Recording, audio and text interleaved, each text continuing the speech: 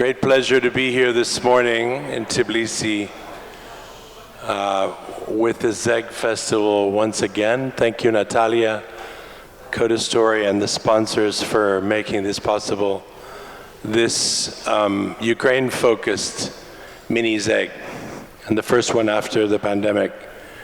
It's a real thrill to be back here, and especially to be here with two reporters I know and admire very much, Catalina Gómez Angel, a Colombian journalist who's lived and worked, lived in Iran for most of the past 15 years, quite a unique experience, and reported on most of the conflicts in that time in the region and also in Ukraine most recently.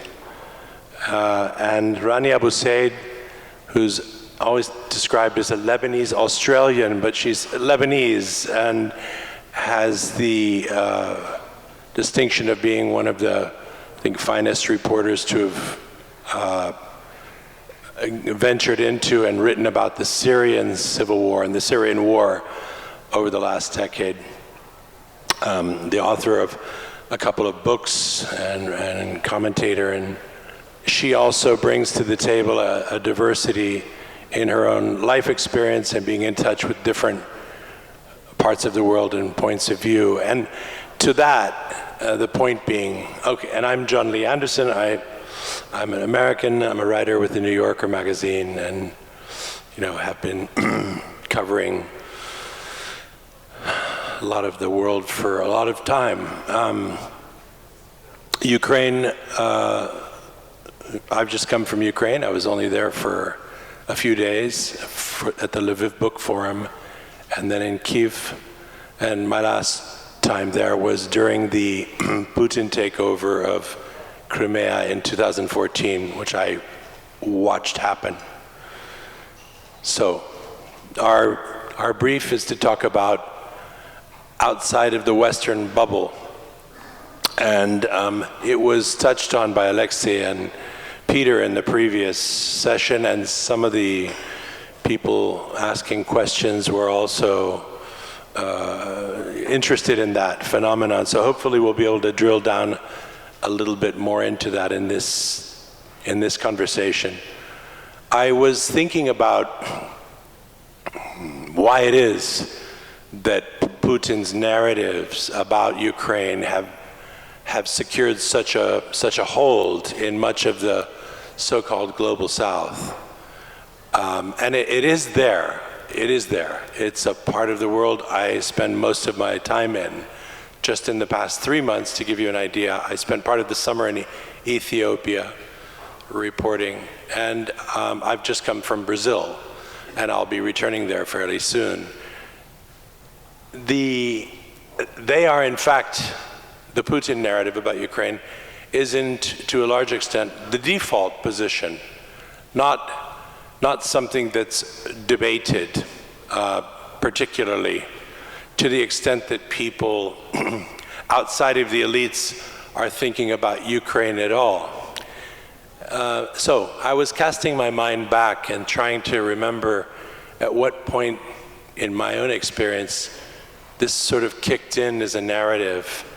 And I woke up this morning recalling a trip I made to Venezuela, a country I got to know fairly well during the time of Comandante Hugo Chavez, Maduro's predecessor, not long after he became the strongman of the country in 1999, and on repeated trips following that.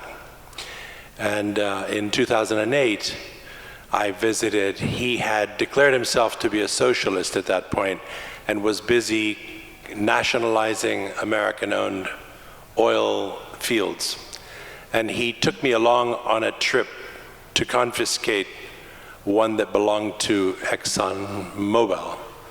And on the plane, on the presidential plane, was a Belarusian entourage.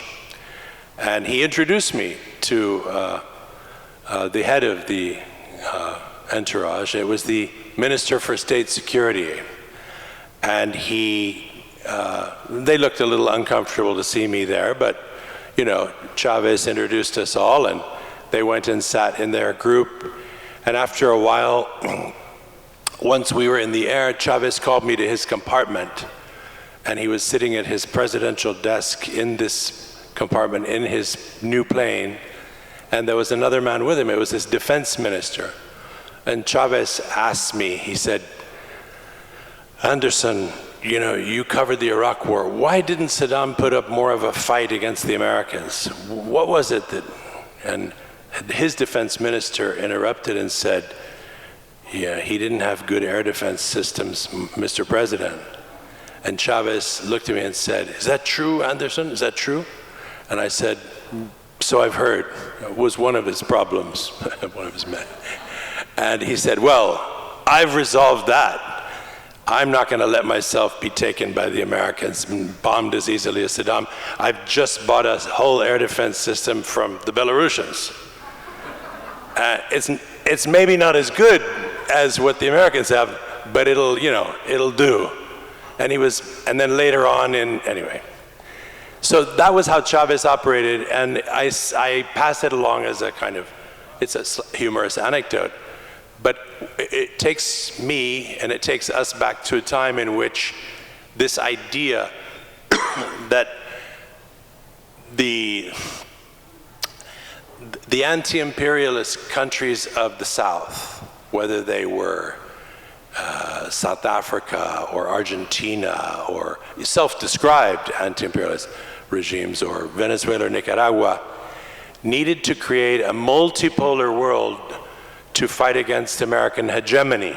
Now, it all sounds very cartoonish to those who've not been in these places or who are remembering, say, Chavez and his outbursts now. But one has to remember the context of the time. This was the mid-2000s. Chavez was riding a commodities boom. He had money. He had money to finance his ideas and to influence other people. And he did.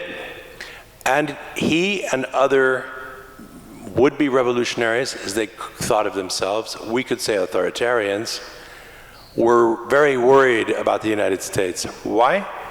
Because the United States had invaded Iraq in 2003. And around that time, the United States also had published its, George W. Bush's government, its list of countries that were in the axis of evil, and set up sort of shadow transitional governments similar to the one that it installed in Baghdad for a variety of other nations that were supposed to become democratic with the help of the United States. Since the only precedent was the war in Iraq and a new sort of bellicose language coming out of Washington, regimes like Chavez's were rattled and thought that there would be a war inevitably against them. And it was also the rise of the period, I'm just reminding you, it was also, the next year after I saw Chavez was the birth of the so-called BRIC nations, which was of course Brazil, Russia, India, China, and South Africa was added the next year, 2010. And then you saw leaders like Lula, you know, on the left, comes out of the ranks of organized labor, a socialist, not a communist, pragmatist, but nonetheless very much out of the old revolutionary narratives. And, you know, for most of the following decade, these leaders got together, hobnobbed with one another. And whether they were more radical or less, they were all feeling the same thing. These were emerging second-tier powers, global powers, who would together counterbalance American hegemony, weaponized apparently by the Iraq War. This is how they saw it. And here we go. Here we go, fast forward to the present moment. You also had a lot of funding beginning in that first decade of the 2000s of alternative television stations like Al Jazeera, which has, you know, Arabic, English, and also Spanish language networks. It's quite widely viewed. And also RT. It's of course just called RT, not Russia Today. But it is also these are outlets which I'm not sure how much of the airspace they take, but it's not insignificant. In the years since then, you've had a situation where the events in Europe, events beyond Africa, beyond Latin America, take place over there, you know. The great game is only really understood when it comes to usually, you know, grain purchase agreements or China's arrival on the scene to buy soya in Brazil or Argentina, and then gradually there's been a kind of an increasing desire to influence policy, to compete more openly and explicitly with the United States.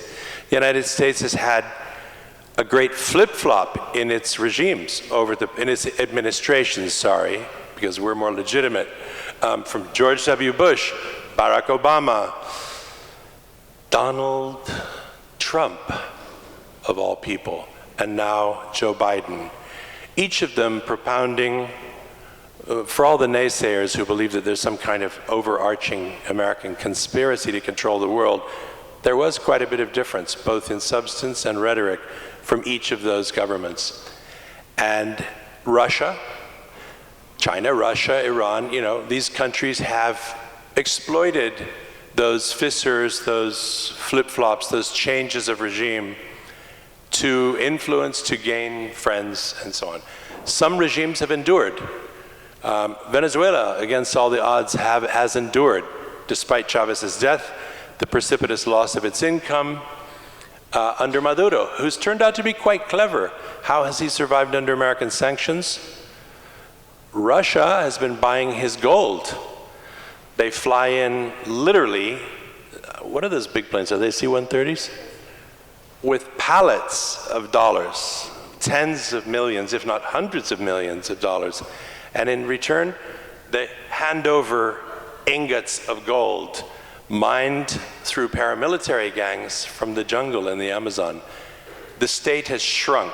It's no longer oil rich, but they can get the gold out of the jungle. And Putin, a lot of the gold he has apparently come from Venezuela. So the point is, I think Peter was saying how it's very often transactional.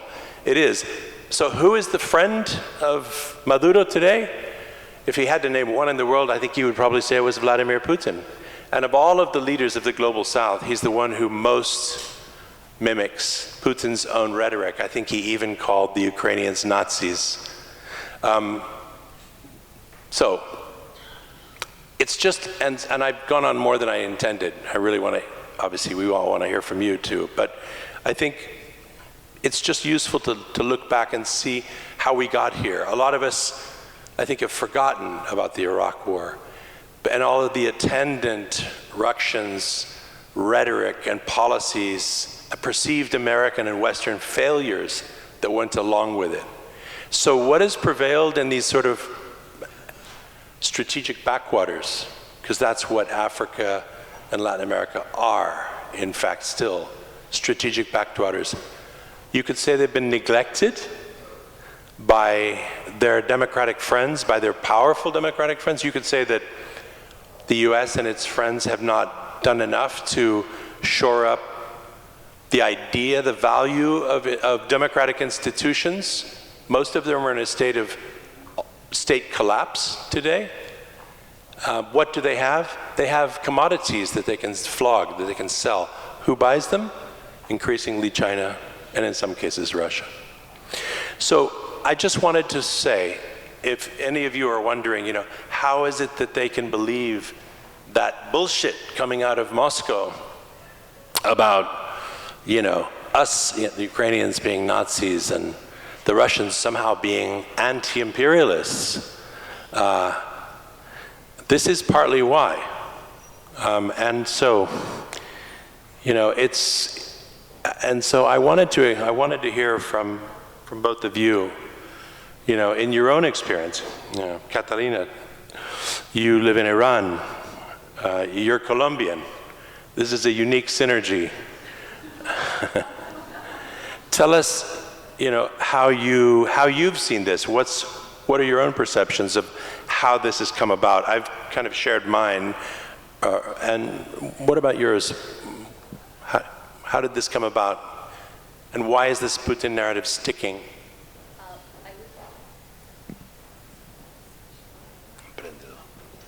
Yeah, I remember the first time they told me to go to Ukraine to cover the war at the beginning and say, probably this is not my war. I've been in the Middle East for 15 years. I have already a lot of problems. I'm from Colombia. Leave me alone.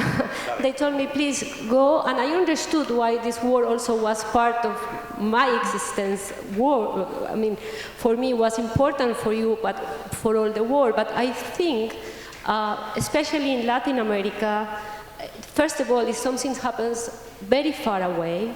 Second, why this one is important and not the others, for example, Syria, they don't talk about Syria anymore, Afghanistan, why they don't talk about, even our problems in Latin America are not that important, and why Ukraine is taking so much space in the media, and it's because the Western media, especially the American media or the British, European media, is talking so much about Ukraine that we also have to talk about Ukraine. And it was a question made by many people, especially listeners. I work for the most important radio in Colombia, in the magazine in the morning, and people wanted to know what was going on in Ukraine, but at the same time didn't understand at the beginning, and probably now, why it was so important to keep covering Ukraine with this such amount of giving them so much time compared with other wars. Yeah, then for me, I have to say that it's also related with two things. It's first of all what Jon Lee was talking. It's about why the Americans and the Western have to tell us what is important and what is no. Why we have to believe them. Is that what is important for them important for us? And second is because I think they don't believe in media anymore. They don't believe what we are saying. Even if I am there in Donbass talking live in Bakhmut, one day I remember they were shelling and I was live saying, look, they are attacking the missiles here, they are trying, people are running. They feel it far away. They don't really believe I'm telling the truth or not, because they also believe that what Putin is telling them, it's important, and they believe that I am repeating the American and Western narrative. They don't believe that I am independent. To start with, this is what I have to say. Rania. Very much. So I just want to give you an idea about the Arab Middle East, not Iran. I just want to preface my comments by saying it's obviously a very large region with a diversity of ideas, both between states and within states. Sadly, it is a region which understands war very intimately. People know what it means to live under bombardment. They know the bone-deep pain of having to flee your home and become refugees, and all the humility and the indignity that comes with that.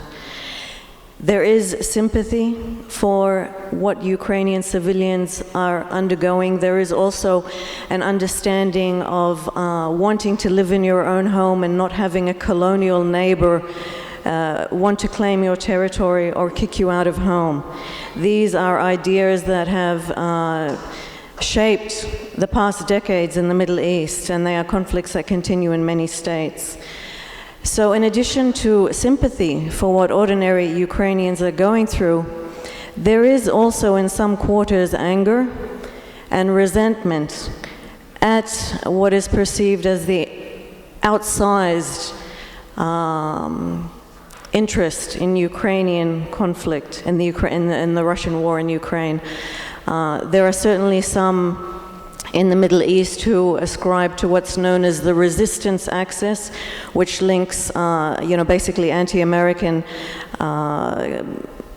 countries and also organizations, Iran, Syria's Assad, Lebanese Hezbollah. These are the groups that want to see a Russian victory, that long for the return to the multipolar world where there is more than one, America isn't the boss of the world. So we have that element. We also have, as I said, the anger and the resentment, and that stems from things like the Syrian refugee crisis and Europe's response to that. There are many Syrians, many of those Syrians who fled into Europe fled because of Russian bombardment. Because in September 2015, when the Russian military directly intervened in the Syrian war, that's when the war turned decisively in President Assad's favor, and that propelled a lot of people out of Syria. If we remember that summer of 2015, all of Europe absorbed about 1 million Syrian refugees, and that was described as a crisis. Many Middle Easterners now are seeing the millions of Ukrainians who are suddenly Europe can absorb millions of refugees, but 1 million Syrian, Afghan refugees were considered a crisis. This is a point of view. This is something that you will see in social media. This is something that is talked about in the political talk shows. This is something that columnists refer to. That is part of it. There is also this sense that a neighbor taking over, let's start with foreign invasions. So the Russian invasion of Ukraine is obviously denounced by many quarters, but there is a sense that many of the same Western states that are now denouncing them, the foreign invasion of, Russia invading a neighbor, Russia, claiming territory as its own. Well, the US and some of its allies in the regions have done that to Middle Easterners for years. So that hypocrisy, that sort of double standard is also very much a topic of discussion. These are not fringe ideas, they are mainstream ideas.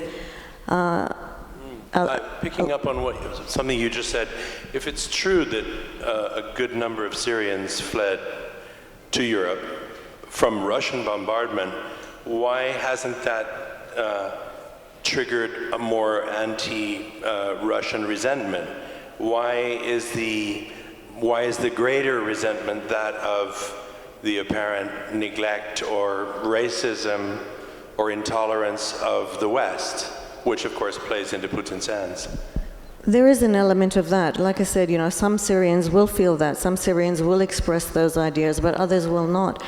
Let's not forget that these are also countries which have their very own deep problems which have been exacerbated by, the Russian war in Ukraine. These are unstable places. Certainly there is this feeling that there is an element of racism to the response to the Ukrainian refugees, for example, that there is an element of, there is a double standard when it comes to the stories that, and this was a huge topic in the Middle Eastern media about how, okay, so we're seeing cutesy stories about Ukrainians making Molotov cocktails and suddenly resistance and wanting to defend your home is heroic, and it is. But when Palestinians and Iraqis do it, they're terrorists. And that comes back to things like, the Iraq War. It comes back to the U.S. and the Western allies' initial response to the Arab Spring, for example, when the U.S. continued to support Mubarak, Egypt's Mubarak, against the protesters, and it took weeks for them to reverse course. So decades of U.S. and Western intervention in the Middle East have left slogans like human rights, for example. They're just empty slogans. You've used that up. That plays into it. What do you see? Do you feel something analogous has happened in Iran, Catalina? I mean, why is it that this is the anti-Western belief or resentment? Why are these attitudes so much more deep-rooted and lingering? I know that in Iran they're still angry with the Brits, even more than the Americans, for having overthrown a premier in 1952, was it? Yeah, 52. Yeah, to this day they think Americans are puppets of the Brits when it comes to Iran. Yeah. So, okay, people have long memories and there is a lot of baggage there, but why do the Ukrainians pay the price for American or British perfidies of 70, 40, 20 years ago. No, the Iranians, most of the Iranians, it's a very divided society, especially now.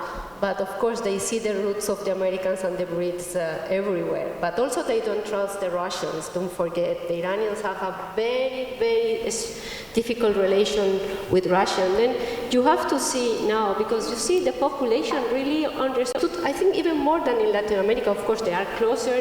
Russia is a neighbor of Iran, then they understand the dangers. They are against the invasion because, of course, they related too much what is happening now in Ukraine, what happened to Iran in the 80s when Saddam attacked Iran and created this 8-year war that was very difficult. Then for the Iranians are very clear that the Ukrainians have been, I'm talking about normal society that is not pro regime. They see how they have been attacked by this superpower that is Russia, and they are against and they are in solidarity. They don't understand many things. Again, I'm coming back to my speech. They don't understand why they are talking so much about Ukraine and they don't talk about other problems like Syrian, Palestinians, Afghans, how, again, coming back to Rania, how they open the borders of Europe to millions of Ukrainians and they can't do it.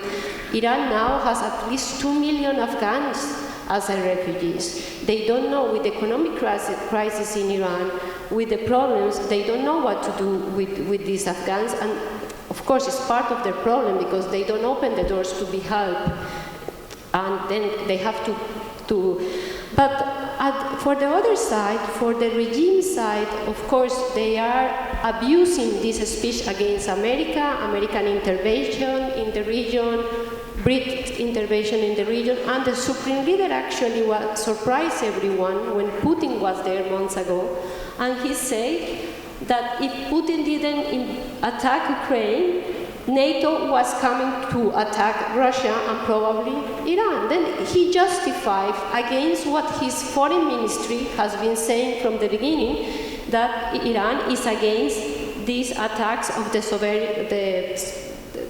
state of Ukraine. Then we are in this point, but we see Iranians are selling drones. Population don't talk too much about that because they are so much involved in their own problems now. But the foreign ministry keeps saying that they don't sell drones to Ukraine, and you were witness of these drones already attacking Kiev. But then they keep with these two narratives. Yeah, I spent, as I was saying, I spent part of the summer in Ethiopia, and quite a bit of that time with the Prime Minister. It was an interesting character who, Ethiopia is an important hub country in Africa. It's the second most populous country in Africa, 120 million people. It has borders with some of the most volatile countries on the planet, Somalia, Yemen, Sudan, etc. It's got its own internal war and conflicts as well. It could all come apart at the seams, but nonetheless, I wanted to find out what the Prime Minister, Abiy Ahmed, thought about the Ukraine-Russia war, and he didn't really want to talk about it. He sort of brushed it aside. I tried several times, but he wasn't interested in getting engaged in a conversation where he would be quoted explicitly on it. And I think that is the position of many second world leaders. Why? Because they're dealing with highly sensitive local environments. They're trying to shore up their own power. And a lot of this has to do with economic transactionalism. What is the main interest in the Horn of Africa vis-a-vis Russia and the Ukraine? Grain and weapons, right? Grain and weapons. And that is a factor. You have drought. Millions of people are on the border of starvation. There is, in fact, famine already underway. Grains that the region depends upon were being held up until they finally worked out that grain agreement and ships were able to leave Odessa again a couple of months ago. But for the meantime, the idea of voting alongside either Russia on the one hand or the United States on the other in the UN, that is a commodity to be bargained with, just as much as if one is sitting on a pile of gold or a pile of oil or a pile of soya. And you can see that explicitly with Alberto Fernandez, the president of Argentina, who just 3 weeks before the invasion, rather notoriously visited Moscow and was seen to be kind of high-fiving Putin while the buildup was going on. And he went so far as to say that, by the way, he had just signed an agreement to be given, I think, a $40 billion bailout from the IMF because they have a roller coaster of an economy and they're in massive debt. So the IMF had just extended some leniency to them, but then he went to Russia, did his Mutton Jeff thing with Putin, and actually said that he now looked to Russia as a new friend that could maybe remove Argentina's relationship of subservience to Washington and the IMF. He hasn't quite apologized for that in the months since then, because only 3 weeks later came the invasion. He's tried to walk it back in different ways by saying that he's in favor of peace, and even saying that he doesn't agree with military activity in Ukraine. But there he is, in all of his glory, inviting Putin to use Argentina as his doorway to Latin America. Economic considerations above anything else are there. But Fernandez comes out of a tradition and a political culture in Argentina, which is maybe, I don't know, maybe most analogous, what do you think, to maybe France, with this kind of seedbed of resentment, anti-American resentment, a kind of culture where the elites feel that they could have, should have been like the Americans, but aren't, in terms of their clout. And and a political machinery that was first inspired by Mussolini's Italy through Peron, and has grown to encompass everything from the far left to the far right over the past 70 years, out of which Fernandez comes. I have to say that I also work for France 24 in Spanish, and I have to say the amount of feedback I received from Argentina, not believing exactly what I'm saying. Every report I do from Ukraine, it's answered with hundreds of messages saying you are telling us, you are lying to us, this is not like that, you are playing the game of course, you are working for France, you are not telling us the truth. And it's, all Latin America, but especially Argentina, it's especially important. And also to see Fernandez, López Obrador in Mexico, and now Petro. I think in Chile he's keeping himself a little bit away from this.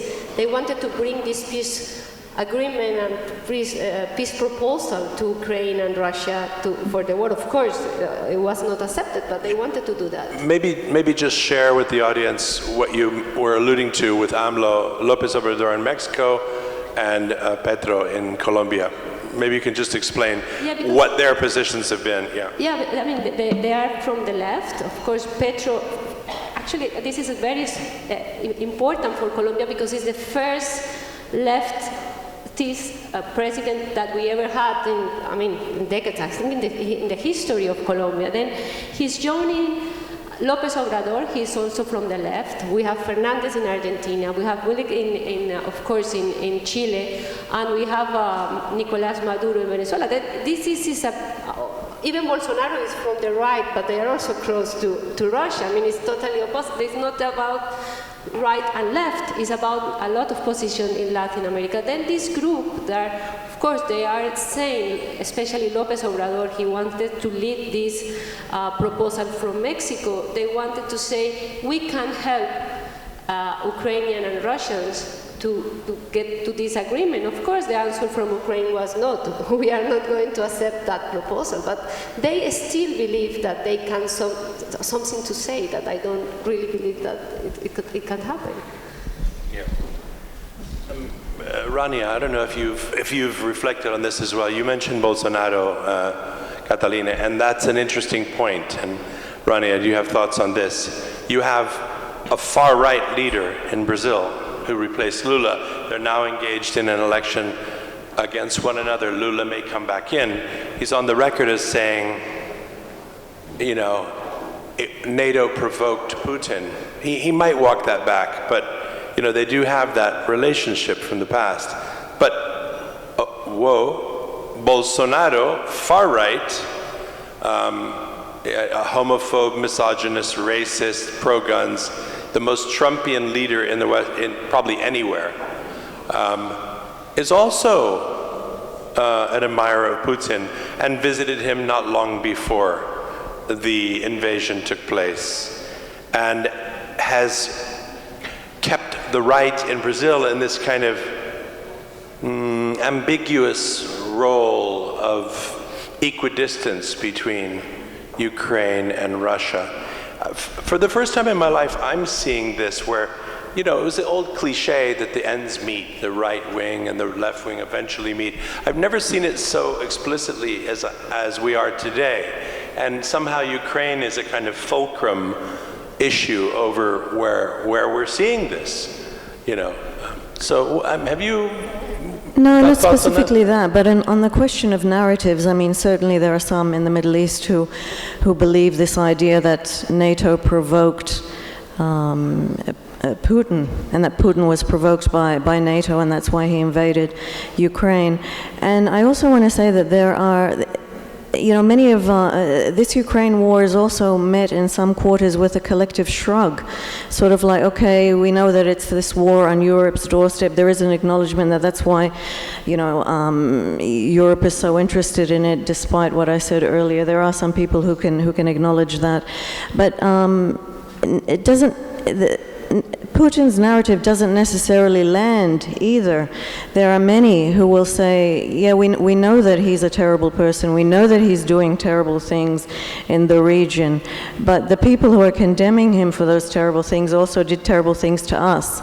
So it's not necessarily that they're buying his narrative, they're just sort of waiting to see, they're just sort of hedging their bets, they're just sort of collectively shrugging and wondering how it's going, you know, what sort of blowback is going to impact them in the Middle East, quite apart from, like I said, the ones who are firmly in one camp or the other.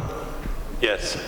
So that's kind of where we are, and in a way, anecdotally anyway, how we got here. So it seems. But so I guess my question now is, you know, whose job is it to counter this? Is this something that needs to be countered? I think, like Alexei and Peter were saying before, you know, God forbid Putin should win, because if he did, it would mean a reversal of everything we've come to expect as our right or our aspiration in democratic countries, civil liberties, rule of law, and so on. But, so, what do we do as journalists? And is it our job to counter this? Do we go face-to-face, head-to-head with RT? I've been in a few debates with people. When I encounter, you know, conspiracy theorists, I do my bit to debate them. I think that's maybe an interesting point to just end on, and then maybe we can get some questions from the crowd. You have to add to these televisions, the Iranian ones, Press TV, Ispan TV, they are kind of, not really, but they are kind of powerful. Press TV out of Iran, is it still going? Yeah, and Ispan TV is kind of powerful in Argentina and in some countries in Latin America. And they really push forward this speech of Putin. I would say that some of those principles that you mentioned have been selectively applied, and that people in the Middle East know that they have been selectively applied, and that rather than it fall on the journalists, perhaps it falls on the policymakers. You're either against foreign invasions or you're not. You can't be against them only when your enemies do them. You are either for human rights or you're not. You can't shrug off the Saudis luring, murdering, and dismembering a journalist and only getting angry with them when they're not going to open the oil taps. Have principles or don't, because you weaken the idea when you apply them selectively. Yeah. Catalina? Yeah, I've been trying too much to explain why what is happening in Ukraine, it's important for all of us. And I think probably we have to speak louder, but also I think it's people from this part of the world that they could feel more empathy, because if I, as a journalist, try to do all these reports to explain why you are fighting for the rights of all humanity, and especially against this dictatorship, this lack of freedom of expression, how all these leaderships, especially in Latin America too, they will take advantage if Putin wins this war, and how all will be affected. But also I think they need to listen also more to your voices, to your experience, and to understand better why countries like Georgia, for example, like Ukraine, or in other countries that were under the orbit of Soviet Union, you are fighting so far, so strong, not to have Putin to win this war. And it's for something. It's not that you are doing it just because he attacked Ukraine. You know exactly for what you are fighting. And people in Latin America probably don't understand that, especially the new generations. I think in Middle East they understand it, but they have their other problems. But I think you have to help also, because probably our voice as a journalist are not heard strong enough. Yeah, I agree. What I would add to that, and then I would like to see if anybody has questions for Rania and Catalina, is that what one doesn't see in Latin America, or for that matter Africa, is Ukrainians. It's something that takes place on television screens far away. The only actor of renown who repeatedly has appeared in the rest of the world over the past 20 years is someone called Vladimir Putin. He's a recognizable figure, and there's a cognitive dissonance. Now he's a warmonger, and of course we know he's been at war repeatedly. We know how he's undermined Ukraine. We know what he did in Georgia. We know what he's done in other places. But these, for Latin Americans or Africans, these are European sideshows. Nagorno-Karabakh, what's that? You know, Chechnya, what's that? It didn't affect them. This happened long ago. The West was not up in arms about it when he did them. So he's been enabled, he's been facilitated, and now we have this. And so if you're in Argentina and you're listening to another narrative, where's the Ukrainians who can come and explain their side of the story? Where are the young Ukrainians, the creatives, the writers, the painters, the singers, the poets, not people in military camouflage uniforms, but where's civil society? It's not visible. We don't see them there. They haven't made trips, delegations to counter the Russian narrative. Maybe it's time to do that. I would just end on that and ask if anybody has some questions. I think we have a little bit of time left. Natalia, do we? No, but what do you say? Is this about the right time? Okay. Anybody have any questions? No? Hello. There. Hi. Thank you so much for your time, first of all. I've been just thinking a lot about how we're talking about East and West. Can you just, identify yourself? Oh, I'm Logan, sorry. Good to meet you guys. But we talk about East and West and the role of governments, but I'm thinking a lot about multinational companies and, for example, Elon Musk, because everyone listens to his voice on an international scale. So as we're going forward and companies come out that are more powerful and are in touch with more of the world and don't have to defend national interests, what role do they play in international affairs? Because obviously the role of governments and the rule of law is important internally, but then when you think about international affairs, how do private companies play a role in the future? Either of you like to tackle that? Well, obviously, we live in an age of plutocrats, right? The Elon Musks, the Jeff Bezoses, and the oligarchs, and the Roman Abramoviches.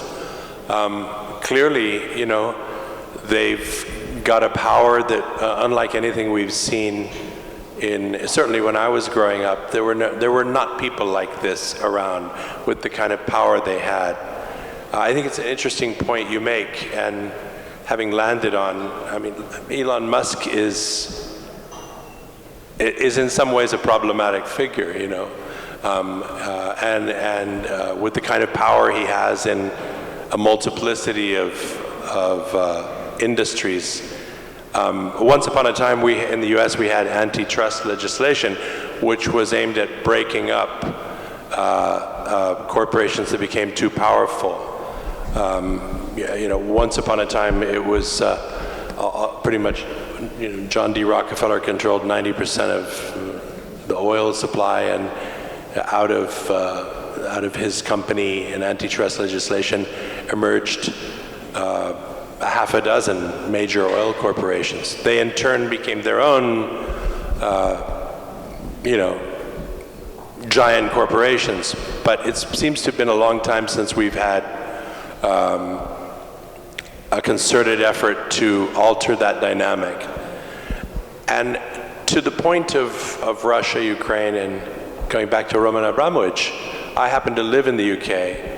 And I've been fascinated and also kind of horrified at the degree to which oligarchs, mainly from Russia, some from Ukraine, were allowed to bring their wealth and essentially co-opt the system and live and do whatever they did with impunity. I thought it was curious that his visa was revoked shortly after the Skripal assassination. Was there a connection? And that he left Britain after the invasion of Ukraine. There's a story there that hasn't been told. And that is, I would just throw that out there as a kind of rejoinder to your question. There's a lot we don't know about the degree of power of very, very powerful, very wealthy individuals nowadays, and the role they play in global affairs, including the wars that are ravaging the planet, and Ukraine as well. So yeah, good point. And that's something journalists should try to do more about. It's difficult and it's dangerous. You know, there's I remember a very brave Ukrainian journalist who was beaten to death and beheaded, apparently on the orders of a Ukrainian president about 15 years ago for digging into corruption. God, look how many Russians have died trying to do the same thing. How many have been poisoned? How many have been silenced? How many have been other people have thrown off of 6th floor of buildings? But it's what we do, right? They fell. They fell. Clumsy people. Yeah. Is there someone else with a question? A young man in the baseball hat. Natalia? Yeah.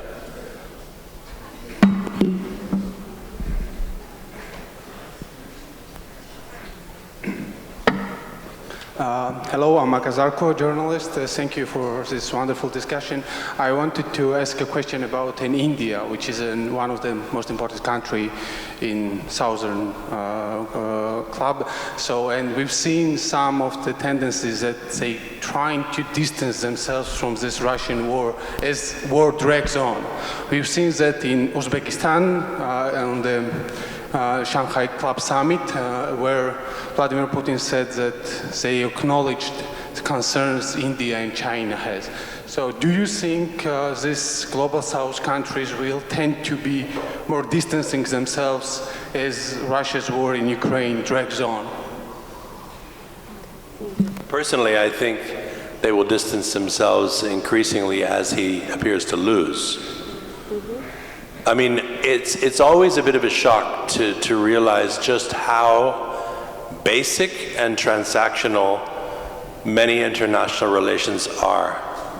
I once sat in in a meeting between, let's just say, a European defense minister and the top general, American general in Iraq, and the European general asked the American what he could get for his country in return for staying in Iraq in the international coalition. And the American general looked across to another American who was there and said, "What do you think we could do?" And the European defense minister said, "It would be great if we had an oil concession." And the two looked at each other and they said, "What do you think? Do you think we could do that?" And the other American said, and he said something patriotic about how, you know, those who stand together as part of this democratic alliance of nations in the face of tyranny should, of course, you know, be compensated for their role. And so it was done. Not while I was in the room, but I was fairly shocked at just how blatant it was. When you see a man like Erdogan trading things right and left, switching alliances from Thursday to Monday, it's, there you are. That's what it comes down to. You give me missiles, I give you my vote. That's how it works. So back to India, China. China's playing the long game. It's a cliche, I know, but it's true. He'll see if Vladimir has any staying power. He'll never be explicit one way or the other. India it's quite volatile at the moment. You have a Hindu nationalist leader who's competing with China ultimately, playing footsie with the West, and has a country on low boil. He has many calculations to make, and as I say, he is also a rather scary radical nationalist. Who knows which way he will go? I would guess ultimately he'll go with whatever ultimately serves his prolonging his own power and the stability of his country. And as long as Putin appears to be losing, we may see him back away somewhat. Natalia, sorry. If I may ask a quick question, but I actually want to stick up to Ukraine a little bit. We recently did a story about Kuleva's, the foreign minister's 10-day-long trip to Africa. Ukrainians have never done that before. So this outreach to the non-Western world is clearly on their mind and something that they are doing. But I have a question for Rania and Catalina. Given how much outreach and communications they have to be doing, why should they care? Like, why is it important to be addressing the Middle East or addressing Latin America and Iran? What's at stake? Why is it important to consider 3/4 of the world?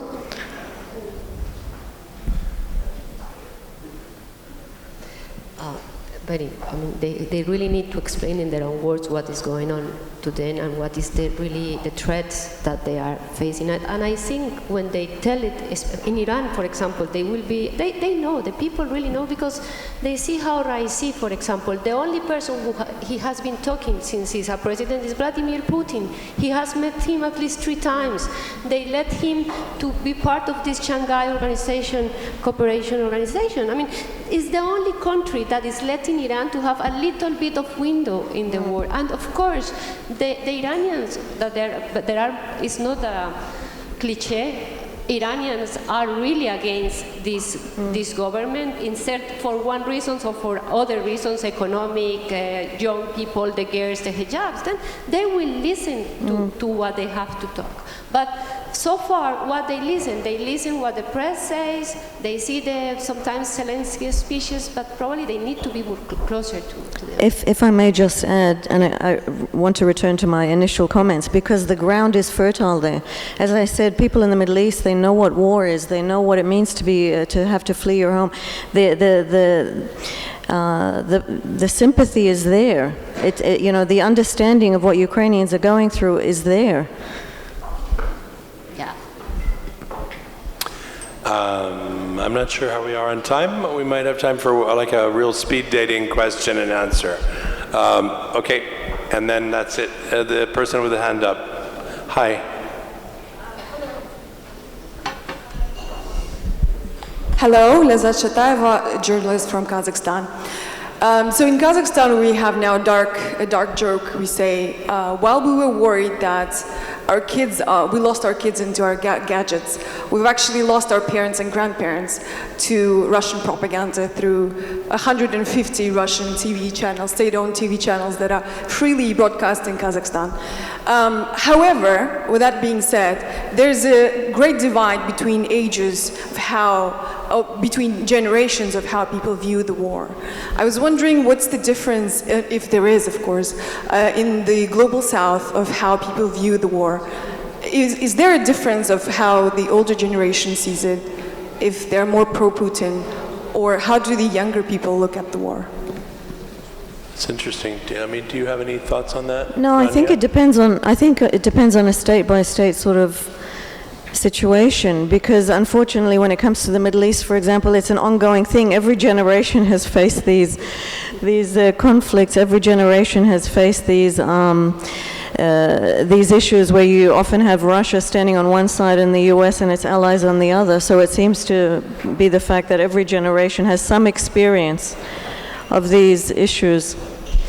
I would say that in Latin America, it's the young people who are closer to the Putin ideas than the old generation. In Latin America, at least what I see in Colombia and the feedback I receive in the social media. In Iran, I think it also could be something about the generation, but also, again, for different kind of reasons. The young people wouldn't buy the Putin speech, but it's because the Putin is close to the system and the regime, and they don't want to be close to them. And if it's the young people in Latin America who are closer to the Putin message, it means that they're on social media, and it means that he has manipulated and is very much on social media in a way that his counterparts aren't. So I think on that we must end. But again, I would just reiterate, and I think my friends here have done that as well, none of us have felt as if we've seen the Ukrainians enough. Yes, we've seen Volodymyr Zelensky very much. He's had an extraordinary role in outreach via his television broadcasts every night and directing himself to different audiences. But that's not enough. It's certainly not enough when it comes to these populations in the parts of the world we're talking about. They need to see Ukrainian civil society. They need to see and hear and believe and empathize with ordinary seeming Ukrainians, people like themselves. That could make a difference. Thank you very much.